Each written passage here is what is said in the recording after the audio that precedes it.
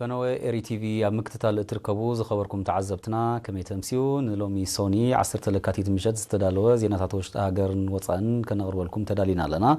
كسعف تسامين مكتتالكم بخبر زعدم خالد محمد برهاني بقندنا تبتاتو كفلم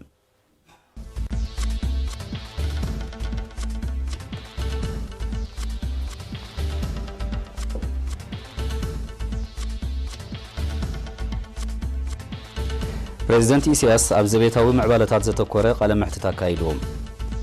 سرحيت فنقل حزب إيرترا نابزبر رخه ناي معبال مدرخ نخديب بايت هازن صفه محانو تقليصوم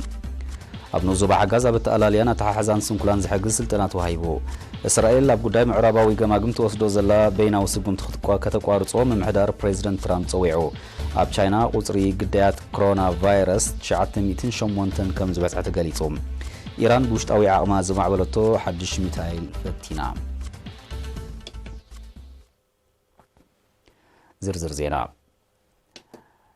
بريزيدنت إسياس أفوركي كم مغتصلتا نايتي بشوعة لكاتيت معكنا زينا وشت هاجر ذهبو أب زواوم عمالتاتن تصلوون زتوكر واناوي قال محتد تمالي تشعة لكاتيتون أب زبيتاوي قداياتا توكيرو مبريهيو ملوء تحسقو بملكع تسابساب قربيو ኣብቲ ብድምፂ ሓፋሽ ኤርትራን ኣገልግሎት ቴሌቪዥን ኤርትራን ብቐጥታ ዝተፈነወ ካልኣይ ክፋል ቃለ መሕትት ፕሬዚደንት ኢሳያስ ኣብ ኩነታት ደሞዝ መንበረ ኣባይቲ ወፍርን ካልእን ኣመልኪቱ ዝርዝራዊ መብርሂ ሂቦም ንምምሕያሽ ደሞዝ ሰራሕተኛታት መንግስቲ ኣብ ዝምልከት ሕቶ ፕሬዚደንት ኢሳያስ ካብ ድሕሪ ሓርነት ጀሚሩ ንነዊሕ ዝኸደ ደሞዝ ሰራሕተኛታት መንግስቲ ብመንፅር ክብሪ ዋጋ መነባብሮ ስማዊ ምንባሩ ጠቒሱ ከምኡ ኢሉ ክቕፅል ስለ ዘይክእል ምስ ምቕያር ሓድሽ ባጤራ سرعة دموز مدرخ بمدرخ كمحايش كم زوسنا قليتهم نقول ممزن رقاحيتات زمال سرعة دموز ناي مود أتا ملكو خصاب زحزكا بتستحات المجمار كابشعين شمون تميتن كساب 4 شحز الزرقح حموشت مسالل زلوا مبقس دموز سبيلاوي أقول قلوتن سراويتن كمت أتاتوا أرديوم زون انتخواني هبت قدامي تحتواي مسالل ناي تقبارها قوافات كم تصالحوا بمحبار زي أبكل تشحن عسران مستخخال كقبر المخوانا أغنزيبهم زي مستخخال زي كابكل تشحن 10 جميرو كم زت قبر تحاسيبو خا وهلول كفليتون كوهاب مخانه فليتهم نمعارك تمكرو سراحن كالئن اب قمت زأتوي ناي موداتا ارصي سرعه دموز دما مصنعته قبر لصنيحو كوناتات افراينتن عبيت قطبان اب قمت بمئتاو اب قصاله تكبر مخانو بريزيدنت إسياس حبيروم من نصاصر خوننا دخل بتزتحت بشحن شمونت ميتن نجمر سويلك اب هورد مساي كون 98 ننوينم هذات أكيبكا تزو حدا سب من نوابرو كايدلو زخيلا بتشعو زنبرة يعني شمون تميتين لان جمر زوجن تزامدي قوامي كونا وين مودعتا كونا كابو ناو حمشت درجاتات تسريعو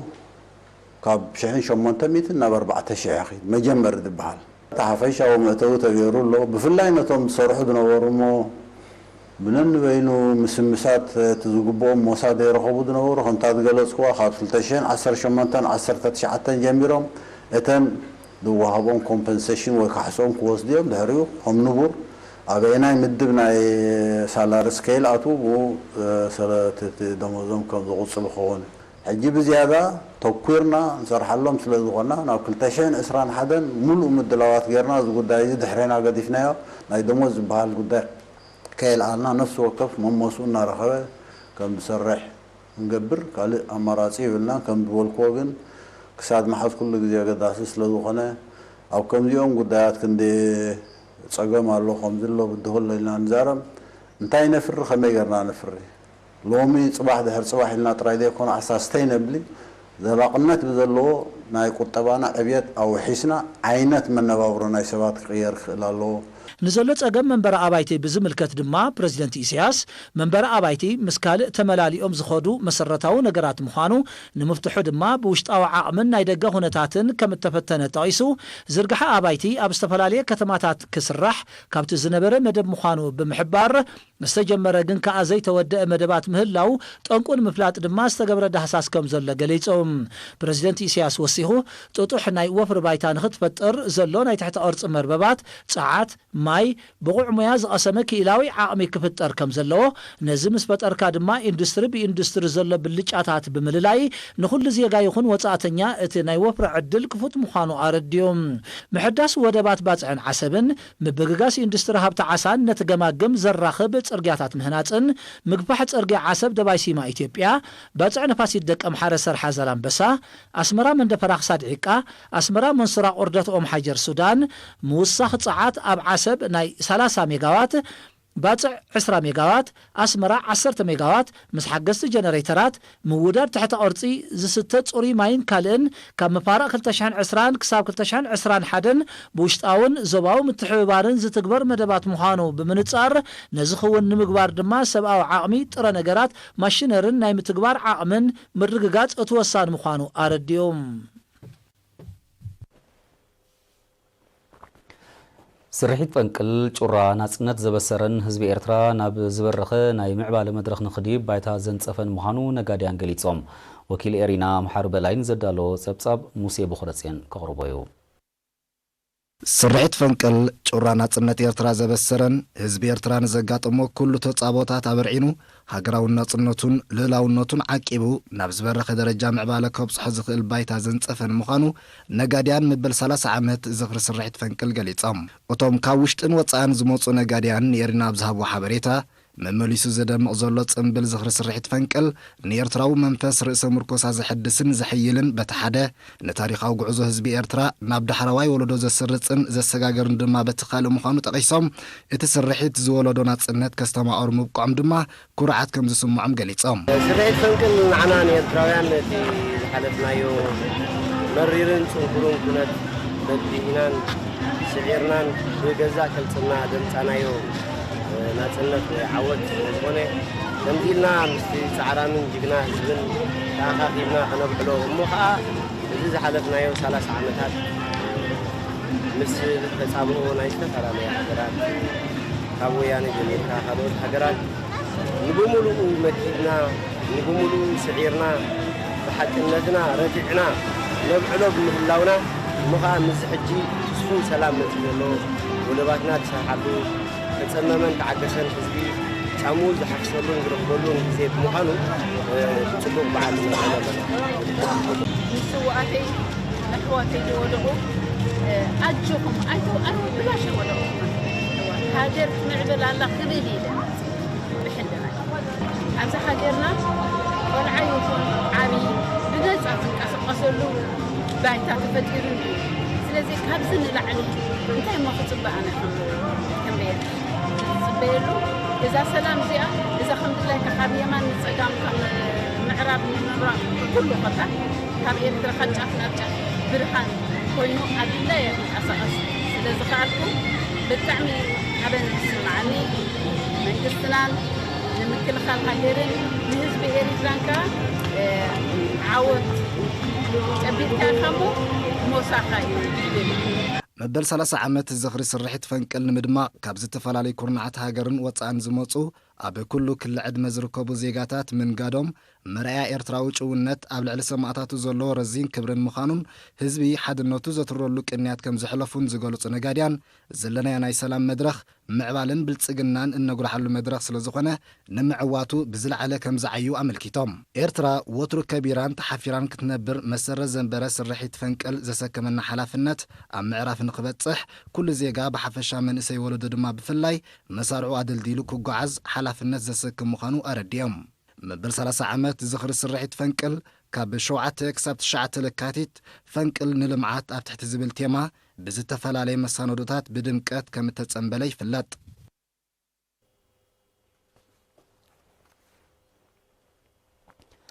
ንዞባ ሓጋዝ ን83 ኣባላት ኮማዊ ስረት ተሃድሶን ዓድን መሻርክቶምን ኣብቲ ንዞባ ንዝርከቡ ብባህርያውን ሰብ ሰርሖ ሓደጋታትን ዝሰንከሉን ኣረጋውያንን ኣብ ኣተኣላልያን ኣተሓሕዛን ብዕቱብ ክሰርሑ ዝሕግዞም ናይ ሓደ መዓልቲ ስልጠና ተዋሂቦም ነቲ ስልጠና ዝሃበት ኣብ ሚኒስትሪ ዕዮን ማሕበራዊ ድሕነትን ዞባ ዓንሰባ ተኸታታሊት ስንኩላንን ኣረጋውያንን ወይዘሪት ኢልሃም ጀማል ንቅርጽን ኣወዳድባን ተሃድሶ ዓድን መሻርክቶምን ብሰፊሕ ድሕሪ ምግላጽ ኣባላት ኮማዊ ስረት ተሃድሶ ዓዲ ምስ ኣመሓደርቲ ከባቢ ብምውሃድ ስንኩላንን ኣረጋውያንን ብግቡእ ኣብ ምእላዮም ክዋስኡ ብምዝኽኻር ሕብረተሰብ ኣብ ዘካይድዎ ንጥፈታት ክትሓባበሮም ተላብያ ኣካይዲ ስራሕ ምምሕዳር ንኡስ ዞባ ሓጋዝ ኣቶ ተክለ ሃይማኖት ሙሳኤልን ሓላፊ ሚኒስትሪ ዕዮን ማሕበራዊ ድሕነትን ዞባ ዓንሰባ ኣቶ መሐመድ ጃብርን ብወገኖም ኣባላት ኮማዊ ስረት ተሃድሶ ካብ 2004 ጀሚሮም ክነጥፉ ዝጸንሑ ኮይኖም እቲ ስልጠና ንዘለዎም ዓቕሚ ዝድርዕ ምዃኑ ብምሕባር ዝካየድ መጽናዕቲ ብምውዳብ ጽጹይ ሓበሬታ ኣብ ምእካብ ብዝለዓለ ክነጥፉ ኣዘኻኺሮም ሓላፊ ሚኒስትሪ ዕዮን ማሕበራዊ ድሕነትን ንኡስ ዞባ ሓጋዝ ኣቶ ሰሎሞን መሓሪ ንኤሪና ብዝሃቦ ሓበሬታ ድማ ኣባላት ኮማዊ ስረት ተሃድሶ ዓዲ ንስንኩላን ኣብ ምክትታልን ምእላይን ዘሰላስልዎ ዕማም ድሕሪ ምምዝጋን ኣብቲ ንኡስ ዞባ ኣብ ዝሓለፈ ዓመት ንስድራ ቤት ስውኣት ልዕሊ 2 ሚልዮን ናቕፋ ደበስ ከም ዝተኸፍለ ን8 ኣለይቲ ዘኽተማት ብ80,000 ናቕፋ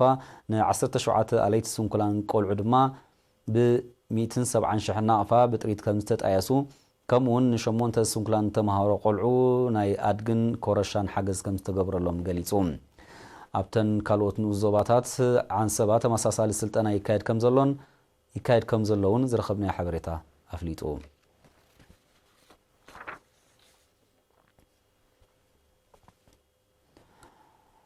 ሃማመተ ዞባ ጋሽ ባርካ ንቕሓት ተመሃሮ መንእስያት ክብ ንምባል ካብ ናይ 11 ንኡሳን ዞባታት ካልኣይ ደረጃ ኣብያተ ትምህርቲ ዝተዋፅኡ 55 ደቂ ኣንስትዮ ዝርከብኦም 129 ብሉፃት ተመሃሮ ካብ 29 ጥር ጀሚሩ ንሓደ ሰሙን ናይ ካድር ስልጠና ሂቡ እቲ ስልጠና ኣብ ልዕሊ ህዝቢ ኤርትራ ዝተፈጸመ ግፍዕታት ነዚ ሕጂ ነስተማቕሮ ዘለና ናጽነት ንምምጻእ ኣብ እዋን ብረታዊ ቃልሲ ዝተረኣየ ጅግንነትን ዝተኸፍለ መስዋዕትን ብግቡእ ተገንዚቦም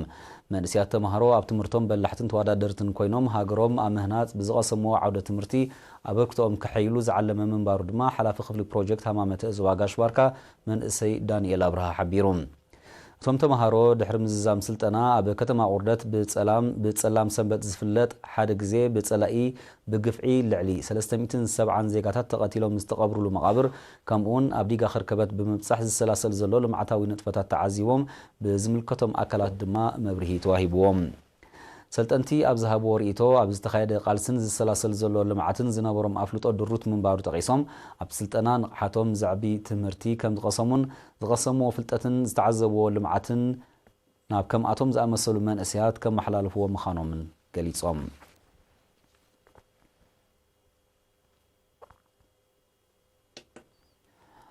ኣብ ቤት ትምህርቲ ዋርሳይ ካሎ ሳዋ ከም ኣካል ኣካዳሚያዊ ብቕዓት ንኽቐስሙ ዝካየድ ጻዕሪ ብቕዓት ተምሃሮ ዝፍትሽ ትምህርታውን ስነ ጥበባውን ዘጠቓለለ ውድድር ብ8-9 ለካቲት ተኻይዱ ርእሰ መምህር ካልኣይ ደረጃ ቤት ትምህርቲ ዋርሳይ ካሎ ሳዋ መምህር ርእሶም ገብሪ ህይወት እቲ ዝካየድ ባህላውን ስነ ጥበባውን ውድድራት ኣካል መስርሕ ምምሃርን ምስትምሃርን ኮይኑ ካብ መጀመርያ ናይ ቀዳማይ ሰሚስተር ዝተፈላለየ ትምህርታዊ ውድድራት ተሰሪዑ ኣብ መንጎ ብሎካት ክካየድ ከም ዝጸንሐ ኣብሪሁ ባህልኻ ዘይምዕቃብ መንነትካ ምጥፋእ ማለት እዩ ዝበለ መምህር ርእሶም መንእስያትና ተመክሮ ክእለት ሞያ ጥበብ ብምውህላል ኩሉ ዓይነት ፍልጠት ወኒኖም ውሽጣዊ ተውህቦኦም ብምልላይ ተወዳደርቲ ንኽኾኑ ዝዓለመ ከም ዝኾነ ገሊጾም ሳዋ ኣካላዊ ጥንካሬ ኣእምራዊ ብስለት ምስግጋር ባህላዊ ውርሻን ታሪኽን መጻኢኻ እተውሕሰሉ እኹል ፍልጠትን ሞያን እተሓፍሰላ ዓውዲ ስለ ዝኾነት መንእስያት ተምሃሮ ንውሽጣዊ ድሌታቶም ብዝግባእ ኣለልዮም ንመጻኢ ብዝለዓለ ንኽሰርሑ ተፈጢሩሎም ዘሎ ዕድል ክጥቀምሉ ተላብዩ ኣብቲ ቤት ትምህርቲ ሓላፊ ባህሊ ስፖርትን ጥዕናን መምህር ተሾመ መሓር ብወገኑ እቲ ንጥፈታት ኣብ ደርፊ ድራማ ባህላዊ ትልሂት ሓፂር ዛንታ ግጥሚ ዘተኮረ ምዃኑ ብምሕባር ኣብ መንጎ ተምሃሮ ሓድነት ብምፍጣር ሕድሕዳዊ ሌላን ምክብባርን ንምስራፅን ታሪክ ንምውርራስን ሓጋዚ ምዃኑ ገሊጹ ኣብ መወዳእታ ኣብ ባህላውን ስነ ጥበባውን ውድድራት ምርኢት ቅዲ ክዳን ግጥምታት ሓፂር ዛንታ ድራማን ዝተዓወቱ ምተባብዒ ተዋሂቡ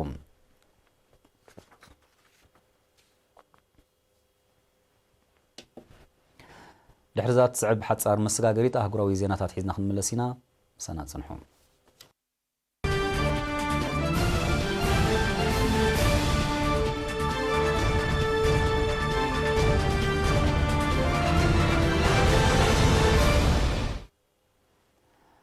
ምምሕዳር ፕሬዚደንት ዶናልድ ትራምፕ እስራኤል ኣብ ጉዳይ ምዕራባዊ ገማግም ተወስዶ ዘላ በይናዊ ስጉምቲ ክተቋርጾ ጸዊዑ እስራኤል ንምዕራባዊ ገማግም ናብ ግዝኣታ ንምጽንባር ተካይዶ ዘላ በይናዊ ምሽብሻብ ንሓድሽ ንድፈ እማመ ሰላም ማእከላይ ምብራቕ ከዓናቕፎ ከም ዝኽእል ኣምባሳደር ኣሜሪካ ኣብ እስራኤል ዴቪድ ፍሬድማን ብ9 ለካቲት ኣጠንቂቖም ብዘይካዚ እቲ በይናዊ ስጉምቲ ንተራ ኣሜሪካ ኣብቲ ጉዳይ ዘቆናጽብ ምዃኑ እቲ ኣሜሪካዊ ኣምባሳደር ወቒሱሎ ምምሕዳር ፕሬዚደንት ትራምፕ ኣቐዲሙ ንምዕራባዊ ገማግምን ሕሉም ዮርዳኖስን ምስ እስራኤል ንምጽምባር ሓድሽ ንድፈ እማመ ከም ዘቕረበ ዝፍለጥ እዩ ይኹን እምበር እቲ እማመ ካብ ሓያሎ ወገናት ተቃውሞ ይገጥሞ ከም ዘሎ ጸብጻባት ይጠቕሱ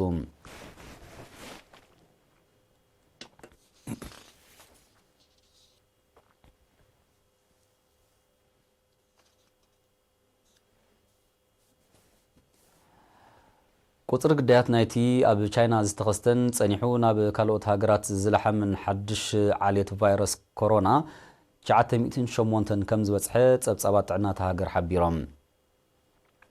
በቲ ሕማም ትማሊ 9 ለካቲት ጥራይ 97 ሰባት ከም ዝሞቱ እዚ ድማ ኣብ ሓደ መዓልቲ ዝለዓለ ቁጽሪ ምዉታት ዝተመዝገበሉ ምንባሩ ተፈሊጡ ብዘይካዚ በቲ ሕማም ናይ ዝተለኽፉ ሰባት ቁጽሪ ልዕሊ 40,000 ከም ዝበጽሐ እዮም ጸብጻባት ጥዕና ዝሕብሩ ዘለዉ እቲ ሕማም ድሮ ናብ 24 ሃገራት ተላቢዑ ከም ዘሎ ዝገለጸ ውድብ ጥዕና ዓለም 99 ሚእታዊት መልከፍቲ ናይቲ ቫይረስ ኣብ ቻይና ምዃኑ ኣፍሊጡሎ እቲ ውድብ ቫይረስ ኮሮና ኣህጉራዊ ጥዕናዊ ሓደጋ ምዃኑ ብ30 ጥሪ ከም ዝኣወጀ ይዝከር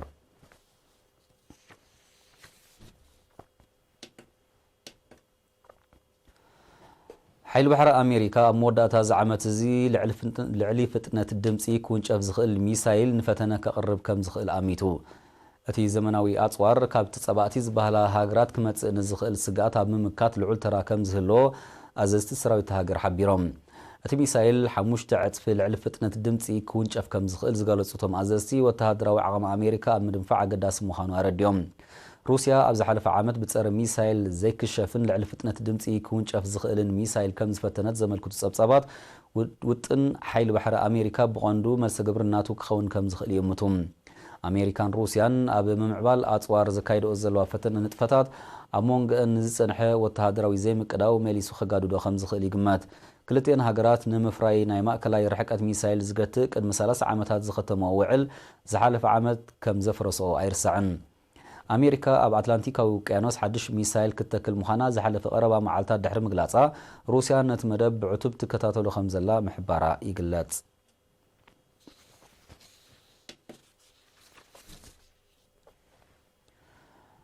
ኢራን ብውሽጣዊ ዓቕማ ዘማዕበለቶ ሓድሽ ሚሳይል ብ9 ለካቲት ንፈተነ ከም ዘብቅዐት ገሊጻ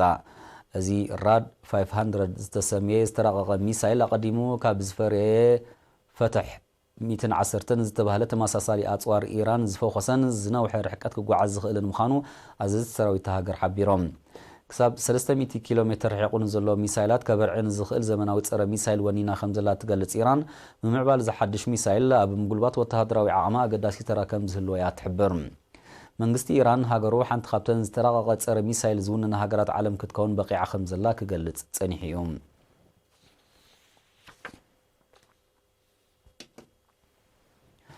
እዚ ከምዚ ኢሉ እንከሎ ኢራን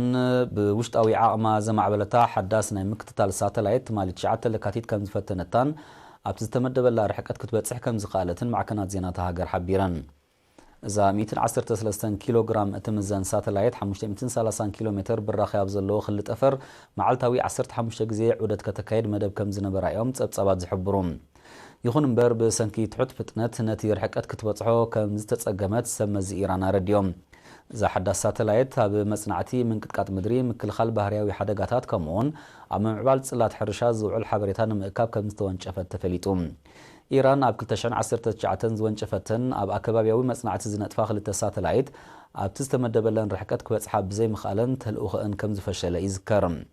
ኢራን ክሳብ ወርሒ መጋቢት 2025 ተወሰኽቲ ሳተላይታት ክትወንጭፍ መደብ ከም ዘለዋ እያ እትሕብር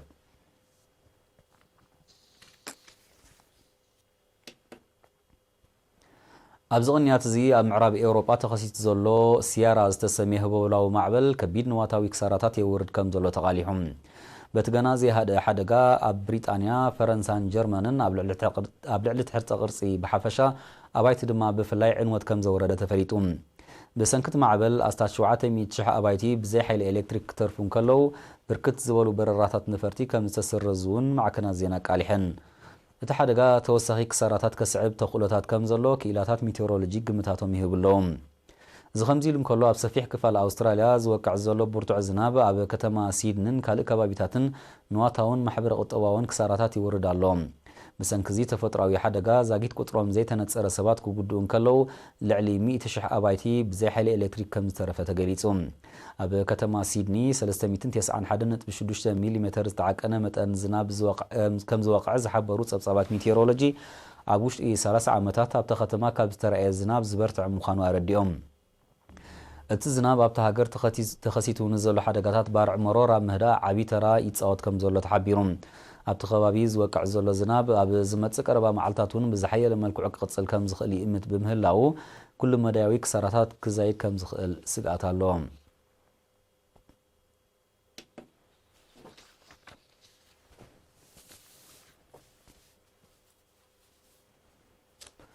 ናይ ሎም ምሸት ሓፈሻዊ ዜና ብዝተፈጺሙሎ ዝኸበርኩም ተኸታተልትና ምዝተረፉ መደባት ኤሪ ቲቪ ሰናይ ምክትታል ንምነ ብወገንና ብሩኽ ምሸት